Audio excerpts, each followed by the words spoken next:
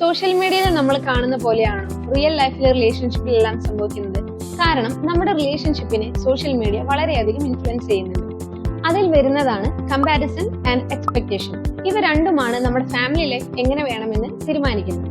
Expectations വരുന്നത് മെയിനായും social media വഴിയാണ്. അതായത് സിനിമയിലും റീൽസിലും നമ്മൾ കാണുന്ന പോലെ അണ്ടർസ്റ്റാൻഡിംഗ് ആയ ഹസ്ബൻഡ്, സർപ്രൈസ് ഗിഫ്റ്റ് തരുന്ന ഹസ്ബൻഡ്, ഓവർ കെയറിംഗ് ആയിട്ടുള്ള ഹസ്ബൻഡ്.